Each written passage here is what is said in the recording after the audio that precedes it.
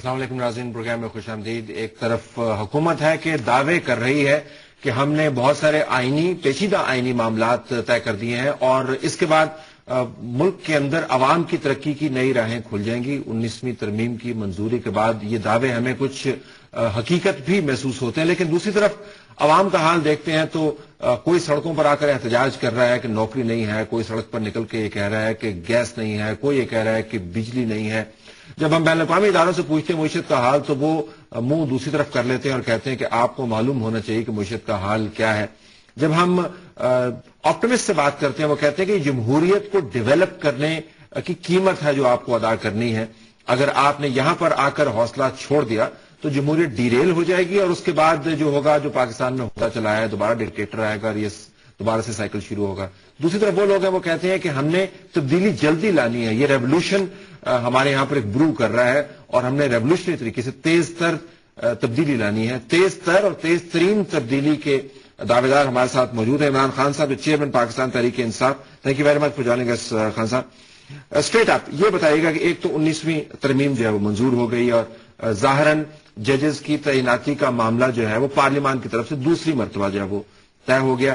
آپ کے خیال میں ان تمام آئینی قانونی معاملات کا اثر لوگوں پر پڑتا ہے یا یہ ہمارے ٹاک شوز کی ہی زینت بنتے رہتے ہیں؟ سب سے پہلے تو میں یہ جو انہوں نے پارلیمنٹری کمیٹی کو حق دے دیا ججز کی سلیکشن میں اس کا سخت مخالف ہوں، کیونکہ یہ جوڈیشری کی انڈیپینڈنس کی بنیاد کے خلاف ہے۔ دیکھیں، کیا اب جج کا فیصلہ کرے گا ایک پولیٹیشین، وہ پولیٹیشین جو کہ پارلیمنٹ میں بیٹھا ہے، جس میں وزیر بھی بیٹھے ہیں اور ایگزیکٹو بھی پارلیمنٹ سے آ رہے ہیں۔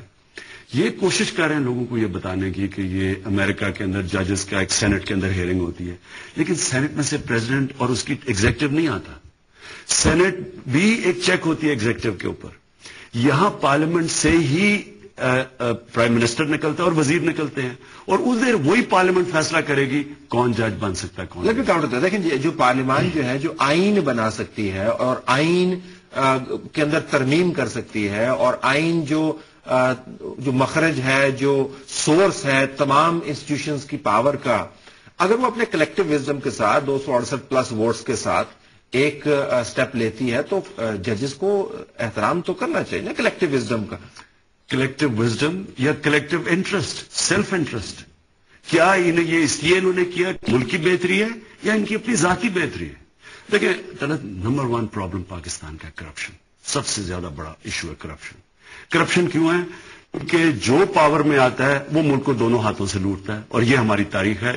اسی وجہ سے تیسری دنیا ہے، کیونکہ جو جوڈیشری ہے وہ حکومت کا حصہ بن جاتی ہے۔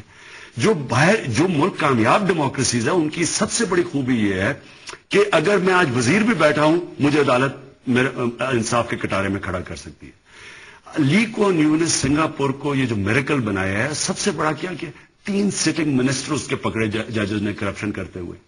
پاکستان میں آپ ایک دفعہ آ جائیں، وزیر بن جائیں، آپ کو NRO بھی مل جاتا ہے، آپ کی چوری بھی معاف ہو جاتی ہے، آپ کو کوئی پوچھنے والا بھی نہیں ہے۔ اس کے لیے عوام سڑکوں پہ نکلی تھی، لوگوں نے جدوجہد کی، جس میں میڈیا کا بہت بڑا رول تھا، جس کے اندر وکیلوں کا، سول سوسائٹی۔ کیا ہم چاہ رہے تھے؟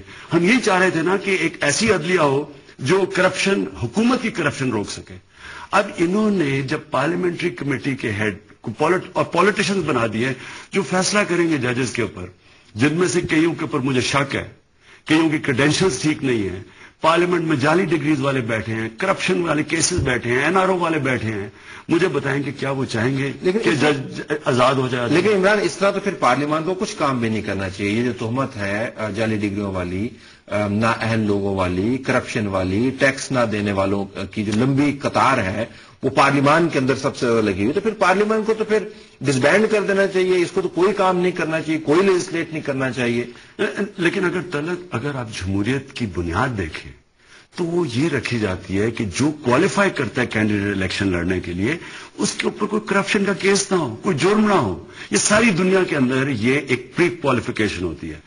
آپ مجھے کئی ویسٹرن ڈیموکریسی میں الیکشن لڑ کے دکھا دیں، اگر آپ کا ٹیکس ڈکلیئرڈ نہیں ہے، آپ کی سورس آف انکم اور آپ کے ایسٹس ڈکلیئرڈ نہیں ہے، آپ کوئی یونین کاؤنسل کا الیکشن نہیں لڑ سکتے۔ اس کی وجہ سے ان کے جو لوگ ہوتے ہیں وہ اکاؤنٹیبل ہوتے ہیں، پبلک ان کو ٹرسٹ کرتی ہے۔ پھر میں ان کو کیوں ٹرسٹ کرتا ہوں؟ میں ان کو پھر موقع دیتا ہوں کہ میری زندگی کے فیصلے لیکن عمران کو ایوالو ہوتے ہوتے صدیاں لگ گئی تھی نا. وہ تو آپ خود بہتر سمجھتے, میں آپ کو کیا بتا رہا ہوں. وہ نظام جو ہے وہ سینکڑوں سال کے بعد ایوالو ہوا تھا, اور ہم جو ہے 5 سال کے اندر یہ تمام تبدیلی چاہتے ہیں. ہم کہتے ہیں جی کہ نمبر 1 جوڈیشری ہو, نمبر 1 پارلیمنٹ ہو, نمبر 1 میڈیا ہو, سب کچھ نمبر 1. ایسا تو نہیں ہوگا. کاش ہمارے پاس اتنا ٹائم ہو. جو آج پاکستان کے حالات ہیں, میں پہلے تو خیر یہ نہ سوچ لیں کہ آمدنی اور خرچے میں کوئی تقریباً 1 ارب روپے, 1000 ارب روپے کا خسارہ ہے. چلیں وہ چلیں چھوڑے, وہ کہیں گے کہ ہمیں بڑے مشکل حالات ہیں جو بھی ہیں. لیکن جو آج بیچارہ عام آدمی مہنگائی میں ڈوب رہا ہے, تنخواہوں میں گزارے نہیں ہو رہے لوگوں کے. لوگ مجھے آپ کسانوں سے لے کے شہر میں آ جائیں, جو تنخواہ دار طبقہ ہے یا جو بیچارہ نچلا طبقہ ہے, اس کو تو مار دیا پکڑ کے. اب مجھے بتائیں کہ وہ آج یہ جمہوریت سے اسے کیا فائدہ مل رہا ہے. یہ جمہوریت اتنا نقصان پہنچا رہی ہے جمہوریت کو, کیونکہ اس جمہوریت کی وجہ سے لوگ آج, یعنی کہ جنرل مشرف کون سوچ سکتا تھا 2.5 سال پہلے کہ وہ آج اپنی پارٹی بنا لیں گے. کوئی سوچ سکتا تھا جس طرح جو ایک پہلی دفعہ عوام نکلی اور اسٹیبلشمنٹ بیس پارٹی کو ڈیفیٹ کیا, کبھی ایسے نہیں ہوا. تو اگر آج وہ کر رہے ہیں تو یہ کیسی جمہوریت ہے؟ کیونکہ جو عوام کی بنیادی ضروریات پوری نہیں کرتی, تو وہ اس جمہوریت, تو وہ جو آپ نے کہا نا کہ جمہوریت کو کیا کام کرنا چاہیے, مجھے بتائیں نا. یہ لوگوں کو ڈیفینڈ کر سکتے ہیں ان کی جان, ڈرون اٹیک سے فیصلے کچھ کرتے ہیں, لوگ کچھ کرتے ہیں. آپ نے وہ وکی لیکس میں پڑھ لیا, میں آگے ڈیٹیل نہیں دوں گا, کہ یہی بیٹھے ہوئے ہیں جن کا کام تھا پاکستان کے اندر قانون امپلیمنٹ کرنا, وہ قانون توڑتے ہیں. ان کا کام تھا کہ اکاؤنٹیبلٹی, اپنے آپ کو اکاؤنٹیبل ہونا عوام کے سامنے, وہ بجائے ٹیکس چوری کرتے ہیں, اپنے گوشت والے نہیں ڈکلیئر کرتے. کچھ نہیں کیا. لیکن کرکٹ کی انالوجی ہے کہ سب سے آسان کام ہے پویلین میں بیٹھ کے سکور کرنا. تو آپ تو پویلین میں بیٹھے ہوئے, آپ جو مرضی کہہ دیں. آپ تو پویلین میں بیٹھ کے 4 سینکڑے بھی کر سکتے ہیں, یہ نہیں کہ آپ نے ویسا نہیں کیے ہوئے, لیکن پویلین میں بیٹھ کے بات کرنا تو بڑا آسان ہے. You have the great opportunity to be in the opposition, لہذا آپ یہ بات کہہ سکتے ہیں. عملی طور پر کیا کریں؟ نہیں, لیکن کیا تبدیلی کس طرح لے کے آئیں گے آپ؟ یہ ڈرون حملے کس طرح رکوائیں گے, اکانومی کو کس طرح درست کریں گے, میڈیا کو صحیح رخ پہ کس طرح لے کے جائیں گے, عدالتیں, اوپر کی عدالتوں کی آپ نے ذکر کیا, ٹھیک ہے, کرپشن کے کیسز ایکسپوز کیا, کچہری کے اندر آپ چلے جائیں. جہاں پہ آپ نے سیپریشن کی وہاں پہ تو ویسی کی ویسی کرپشن, اتنا کرپٹ وہاں پہ سیشن جج بیٹھا ہوا ہے کہ ہم بات نہیں کر سکتے اس کے خلاف کیونکہ ان کو پروٹیکشن اویلیبل ہے. But nothing has change. تو یہ بات کرنا تو آسان ہے نا. وہ کہتے ہیں جی ہمیں ہمارے پاس ہے, پتہ چلتا ہے کس بھاؤ بکتی ہے, طاقت میں ہے نا. آپ ذرا لیکن طلعت, میں آپ سے ایک سوال پوچھتا ہوں.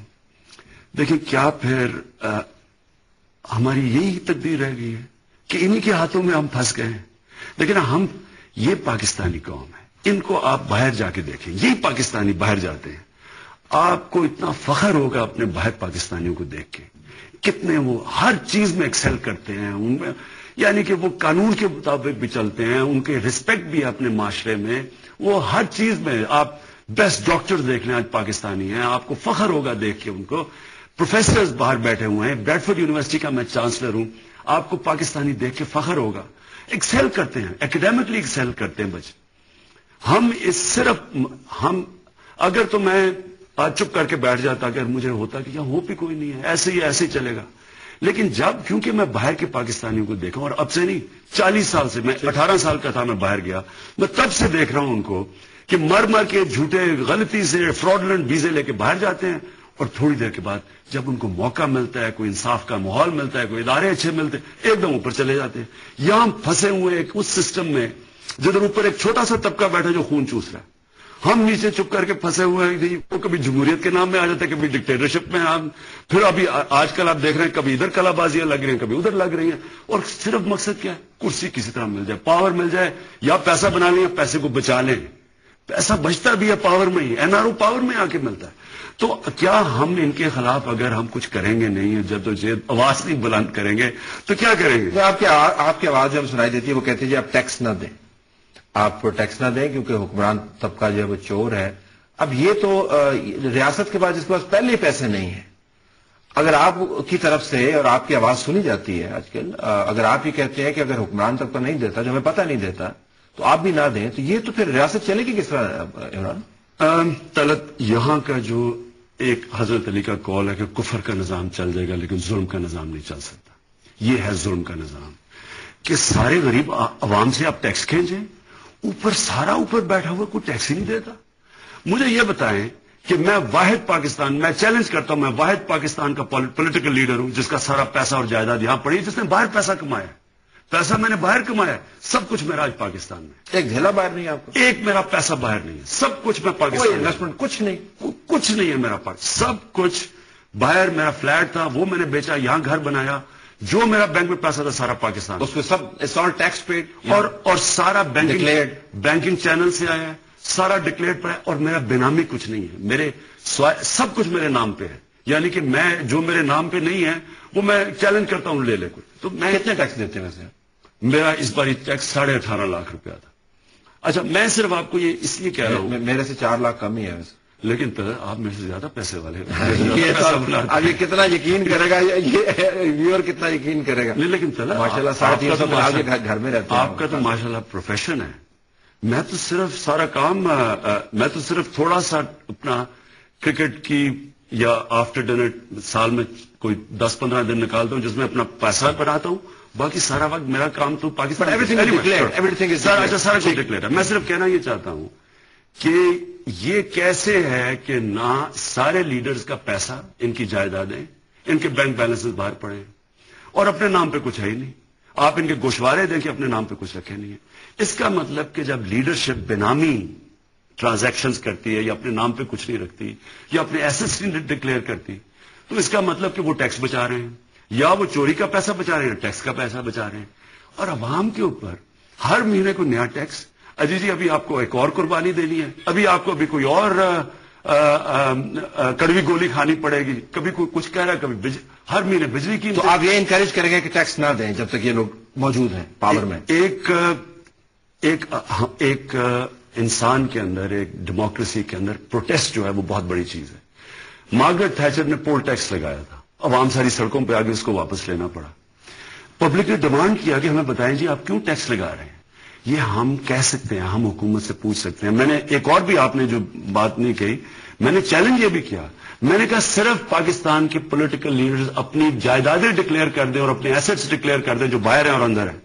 میں نے کہا جو میرے پاس پیسہ میں ٹیکس میں دے دوں گا. بالکل یہ آپ نے کہا تھا. لیٹس ٹیک اے بریک ہے. ناظرین عمران خان ہمارے ساتھ موجود ہیں، کچھ آپ کے سوال بھی ہم ان کے سامنے رکھیں گے اور ان سے یہ بھی پوچھیں گے کہ کون سا کوئی ایسا لیڈر ہے ان کے علاوہ جو ان کے خیال میں پاکستان میں تبدیلی کا باعث بن سکتا ہے کہ تمام کی تمام قیادت جو ہے ان کے خیال میں اسی کٹہرے میں کھڑی ہے جس کا یہ ذکر کر رہے تھے، نہ ٹیکس دیتے ہیں نہ عوام کے لیے کوئی کام کرتے ہیں اور صرف اپنا پیسہ اور اپنی کرسی بچانے کے چکر میں رہتے ہیں. Stay tuned.